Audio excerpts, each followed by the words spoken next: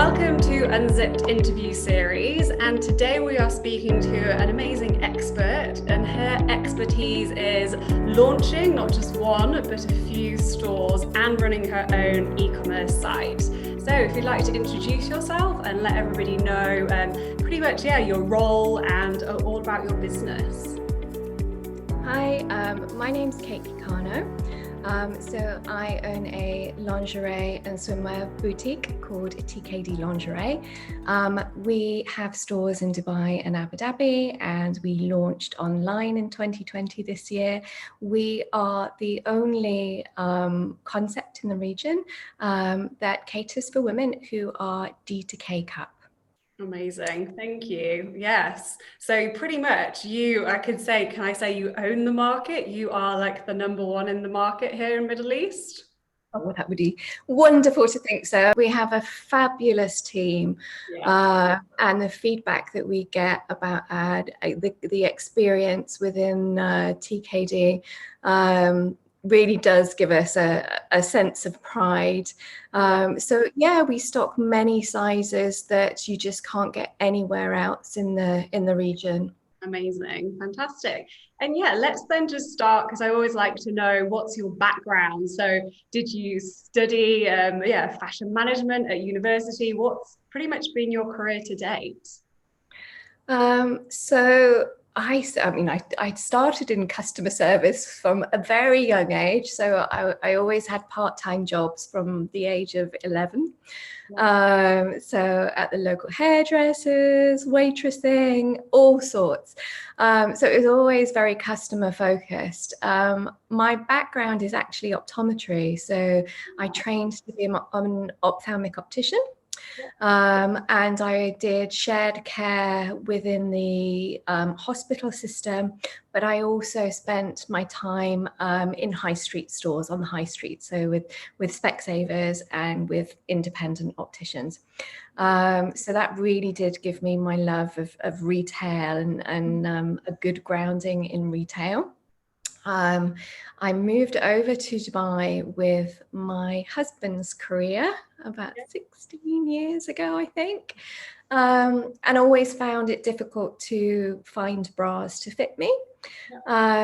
Didn't do anything about it, and then we moved to France and Switzerland, and I got my first office job. So I worked for a business school called NCAD. In their communications department. So they are one of the top global business schools. And then I went and I coordinated corporate learning courses for an American business school, but based in Switzerland. And I used to run courses across Europe, the Middle East, and Africa. So that was an amazing experience. And then when I got back to Dubai, I was pregnant. I thought, you know what, things have got to have got better. I'm going to find an amazing lingerie store. I'm going to have amazing fitting experience. But sadly, alas, no. So 5 miles later, I was very disappointed and just thought, you know what, somebody needs to do something about this. And that's where the idea for TKD was really born. Amazing. So wow, it's such an interesting story, and the fact that you do have such a solid customer service background, and interesting as well. I was about to say, how did you start your business? But I guess the business idea came from a need in the market, a gap, and you've chosen to fill it. Which that's right. I think it was something that I identified a gap in the market, and then I was talking to anybody that would listen. Really, I was talking to other women and saying, "Hey, are we missing something here? Are you having the same problem as me?" So, from that, it was really learning about the need. I put together. So I was pregnant with my first child at the time. During that time, I put together a business plan. I went on training courses. I spoke to the suppliers of the brands that I wanted to stock, and they were wonderful. They were very giving of their time. You know, I spent a whole afternoon in the Panache lingerie offices in Sheffield, learning about the complexities of, you know, making a great fitting bra, learning all about their ranges, what their top sellers were, and in which markets. So as much research as I could do. So yeah, I mean, the full SWOT analysis, put together a really solid business plan, and then tapped up her friends and family for cash. Yeah, totally, totally. Well, you had the business plan, you have the proof of what you're aiming for. So yeah, that's fantastic advice for anyone starting out, for sure, that yeah, you really do need to map out, do your research and map out what you're trying to do. So yeah, so I guess what made you launch a store as opposed to an e-commerce store? I think with something like lingerie, I mean, we stock 120 different sizes, so it's very bespoke. And I think, you know, back in the day, you used to go to your corsetier to get your lingerie, you used to go to your tailor to get your suits. And I tried to purchase online, but different cuts fit different people differently, different brands depending on the, you know, the stretch of the material. So I found, for me, I wanted that store experience. I wanted to be able to go in, I wanted to be able to try on, and I wanted advice to help me find the best style and the best size for me. Totally. Yeah, that makes sense. And I guess in that it's a needs must, in a sense of, yeah, you were really delivering, I guess, what the customer truly wanted. You wanted it, and yeah, your research would have said so. So would you say that that's what you could say defines like a boutique store experience, is that more hands-on approach with the customers because of the product type? Yeah, I think, I mean, that's a really interesting question. I think when you say boutique, I think you're automatically thinking, you know, a smaller, friendlier store, as opposed to your hypermarket or your warehouse or something like that. So, you know, when people walk into TKD, I always say to our team, you know, we want them to feel like they're coming into, you know, their best friend's house. You know, it has to, it's a welcoming experience.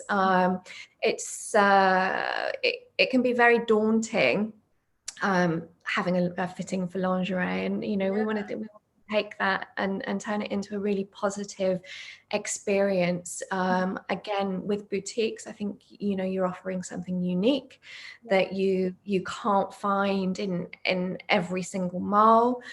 So your product mix is, you know, has to be different.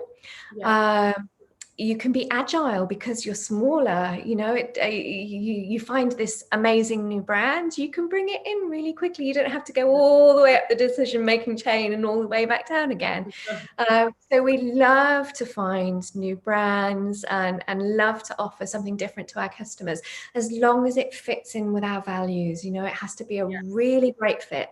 Doesn't matter how pretty the lace is, if it doesn't look good on a woman, we don't want to sell it. So we have said no to many more brands than we've said yes to.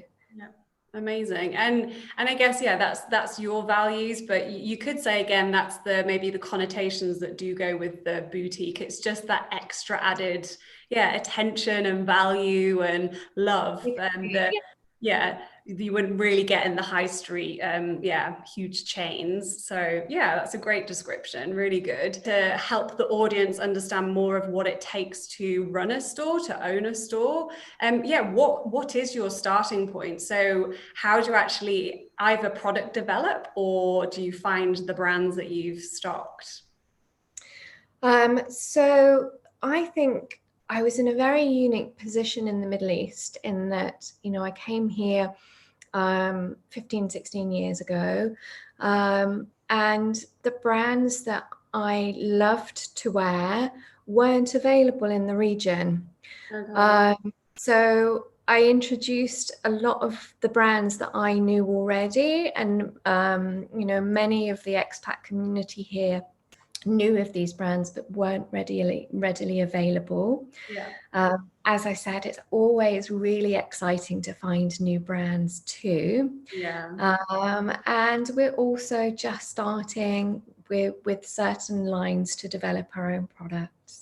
That sounds really exciting. So yeah, nice little bit of juicy news there. But yeah, I guess that's a lovely thing again for a store owner, a brand owner, that if you do choose to start selling brands to start off with, you're going to learn fantastic lessons from them. And yeah, I guess what's missing, and that does give you the opportunity to product develop. So yeah, how do you plan a store? So you will base it on, I guess an option count, the square footage. How do you actually go from, again, that day dot of, I want to open a store, but how do I actually know how much stock I need? I went on a training course. Yeah. I went on a lingerie training course. So I think ask the experts. I had a great grounding in customer service, but it was optometry based. I'd never sold lingerie before. So I went on a training course, which included things like, how to plan your shop floor. What are the, most shopped areas of the store? What are the dead areas? What stock do you put in there?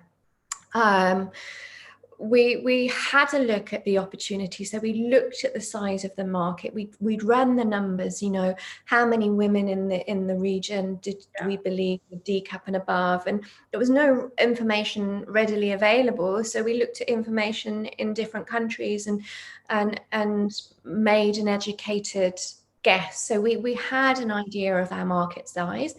I also hired experienced people as well. So I'd never done a lingerie buy. So I hired somebody who had been working in lingerie retail, who knew the top sellers.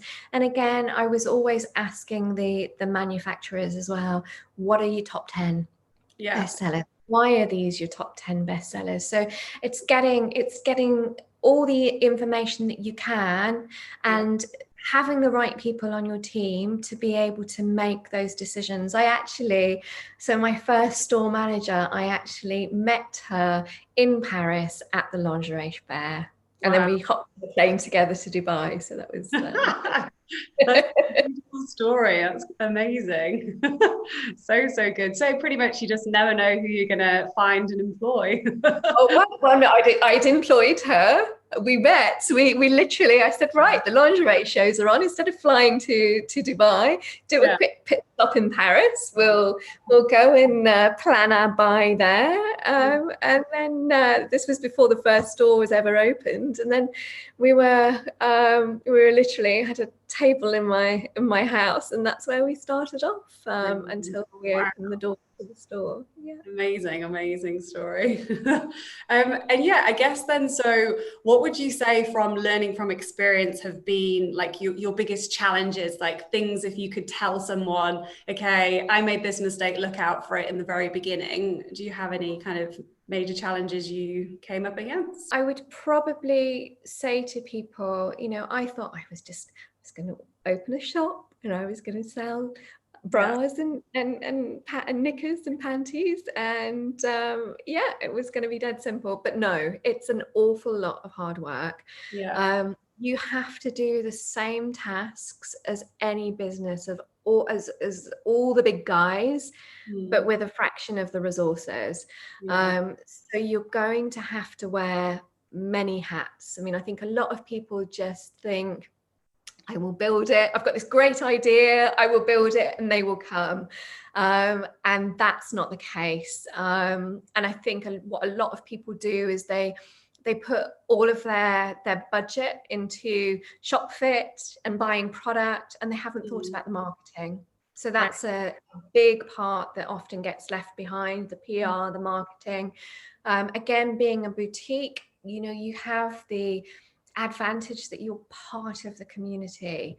So, really make yourself part of the community, start engaging with people, with potential clients, through networking, through Facebook groups, any way that you can say, you know, we're part of the community, we want to give back to you, we're providing this amazing product, this amazing service, and get the buzz going before you even open your door. Yeah, such good advice. Such good, and that sits again really nicely with your values. So I guess on that, because that's quite a positive, what would you say you saw the benefits of opening a store again over other options like starting with e-commerce? So I felt that if I was a C cup or a B cup, there were a lot of options out there. Yeah. I felt that when we got into the bigger cup sizes, it was extremely difficult to have a really lovely selection in the region. So I wanted and I wanted my customers to be able to walk in to this store and have their choice, you know, have a choice of styles, have a choice of colors, you know, be it swimsuits or bikinis or a strapless bra. So we wanted to help women look and feel fantastic. And we wanted to do that by providing a really great selection of stylish lingerie and swimwear. And we wanted to have that amazing customer service experience as well. So people will walk into the store and they'll spend 5 minutes browsing, but they can spend up to an hour in the changing room with us. You know, having fun, trying on loads of different styles until they find one that they're like, I feel really great in this. And that moment when you see somebody who comes in, they're quite nervous, going, oh my goodness, what am I walking into? Suddenly kind of go, what do you think of this one? And we go, oh, it's awesome. You know, it's lovely. So we, you know, that's something that it doesn't always translate online. So I just felt that, you know, women who are D cup and above were really missing out on that shopping experience, and we wanted to provide that in the Middle East. Totally. And it's such an on-trend thing at the moment that I guess for your product category and again your brand's values, you've done it from day dot, but community, especially since COVID, it's like more important than ever that you're there and you're talking to customers, and again that you totally get them. So how would you then say that, because you do have an e-commerce platform, how have you managed to translate your values and your community online? That was something that was very important to us, that we wanted to make sure that the experience people were getting in the boutiques, that we could offer similar online. And it did take us a long time to get the online store up and running because we wanted to do it right. So we, of course, have our fitting advice pages, but you can reach our team. There's a little WhatsApp button on there, and you'll come through directly to, it could be me, it could be a store manager, but you will come through to a qualified bra fitter. So you can ask questions immediately via WhatsApp. We also offer different delivery services. So you can have, if you can't get into the store, you can have a virtual fitting with us. And we've helped women in India, in Pakistan, in Uzbekistan, in Nigeria. You know, we've helped women all over the world, or even just 5 minutes down the road, to guide them towards the right size and the right style. So because we don't use tape measures, we fit by sight. Just by asking you a few questions and seeing you with a fitted shirt or a fitted t-shirt on, so you don't have to take your clothes off, we can really guide you towards a great fitting bra. And the feedback we've had is amazing. So we've got our virtual fit. We also offer a concierge service. Currently in Dubai, but we're expanding that to Abu Dhabi when we relaunch in Abu Dhabi. So again, you can select a range of bras and we will bring them to your house, and our courier will wait for half an hour while you try on, and then you select your favorite pieces. And then going one step on from that, we offer a home fitting service. So we will send a bra fitter with a selection of bras that you can, so that you can be fitted in the comfort of your own home. And that works very well here. I mean, it's 45, 50 degrees Celsius in the summer. So for a lot of women who've just had a new baby, for example, they don't want to be coming out with a new baby. Or culturally, there's a laying in period for certain cultures where you stay at home. So yeah, we have lots of new mums, as well as women in general who don't want to come down to the store. Maybe they're busy, or with corona, they don't want to go into a mall. So we offer that service as well. So that's really great ways that the online store can benefit. People can see our whole collection, and then they can have this fitting experience online or in person. Yeah, like wow, that they all sound amazing, so amazing. I have to say, I didn't know all of them. So, and I guess then my intrigue is, I'm not going to get into the nitty gritty, but yeah, how did you know that you had to come up with these quite inventive ideas? How did you know to make that decision? I think it was just, again, part of TKD's values that we really want to offer a great level of service. We want to add value to our customers. So we were doing the fitting services for a long time prior to actually launching the online store, and it all came about because there was a lady whose baby had come a little bit too soon, so she wasn't prepared with her maternity bras, her nursing bras, and her husband literally dropped her into store straight from hospital. And I can just remember having my first child, and just you're so tender. I'm like, what are you doing here? She said, I've just got it in my head, I need these nursing bras. And I was like, we can do better than this. So that's how our home fitting service started, and we won Time Out Kids Awards for best maternity store off the back of that, which was amazing. We have great connections in the community, again, with a lot of the doulas and the midwives and things like that. So we get a lot of recommendations via people in the birthing community. And then we just extended it. We rolled it out because people were asking for the service. So it's not just maternity and nursing now. It's for everybody who would like the service.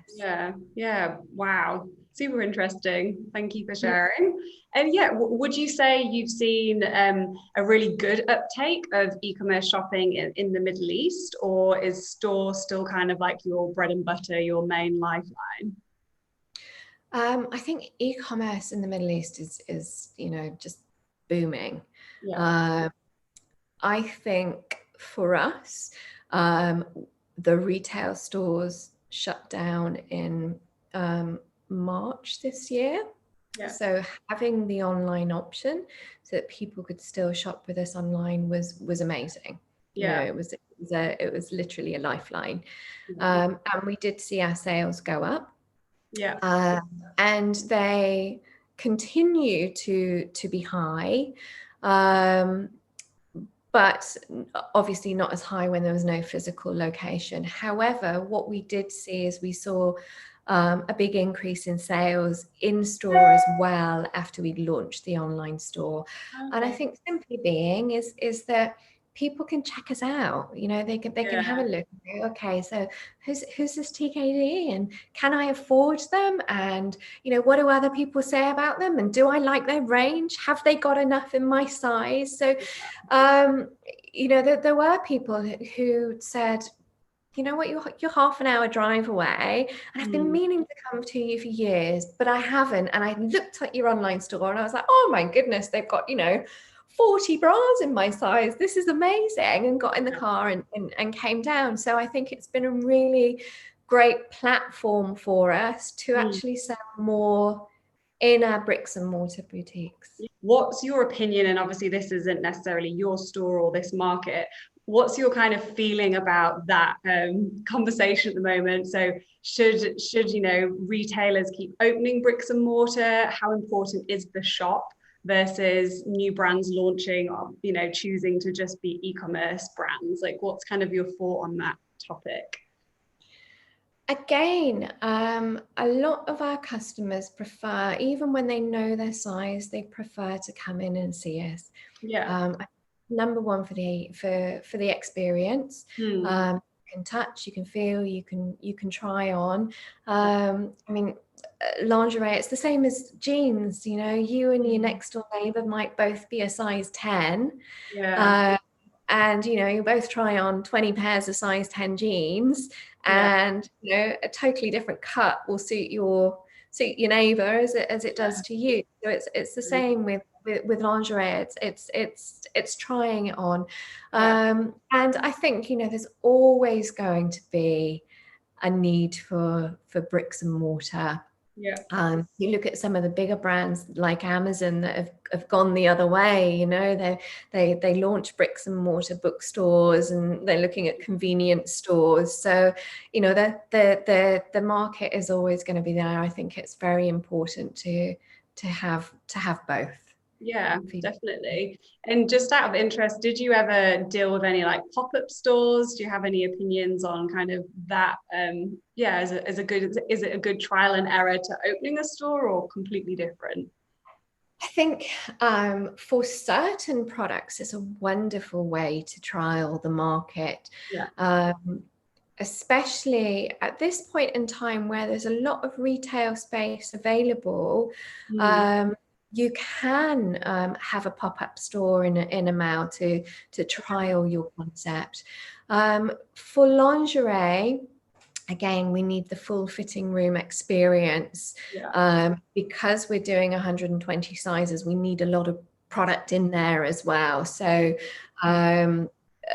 markets and things like that were definitely more of a marketing thing for us, rather than to have people purchase. So it's very product dependent.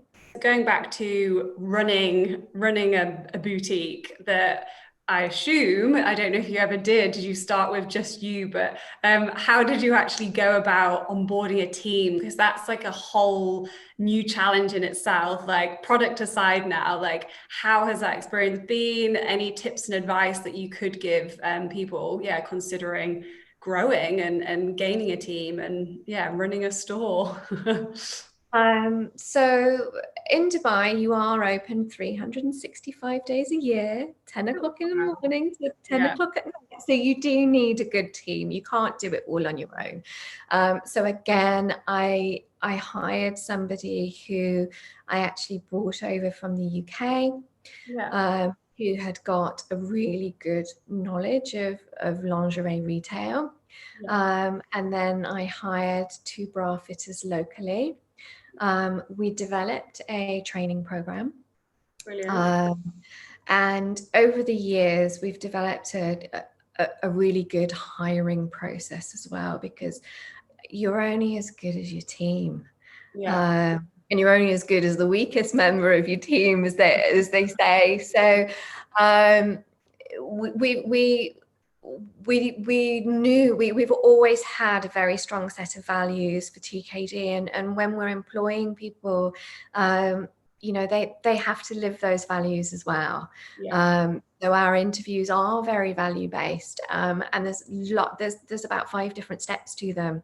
So we're analysing people's different skill sets all along the way, and the final part of it is they get to do an afternoon's work with my team.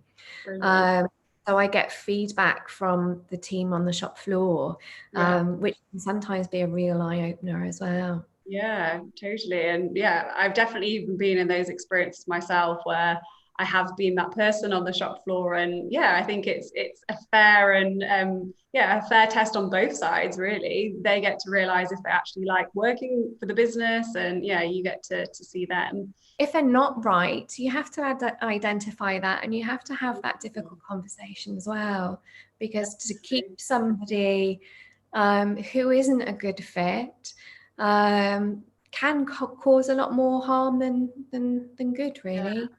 on definitely. both sides. Yeah. Yeah. And yeah, would you say then, because you referenced them briefly, but yeah, do you have any mentoring people that you kind of could reference, or guides, or blog posts, or whatever that you have used that could be recruitment, running a store? Do you have any recommendations for people just starting out? I would say yes, find yourself a mentor. Yeah. Find yourself a really good group of business peers. So in Dubai, there's a Facebook group called Female Fusion, which is small business owners in the region, and their advice is incredibly it's been invaluable, even if it's just finding a reliable printer, all the way up to HR. I think with every step that you're doing, do get expert advice. Yeah. Even if you make it part of your budget that you are going to pay an e-com expert to help you put a brief together before you approach web companies, because they've done it a million times before. And they will save you making some costly mistakes. Also, I mean, there's a global business program so it's an organization called the Entrepreneurs Organization, and they have an accelerator program, which is absolutely fantastic. So that gives you access to an accountability group.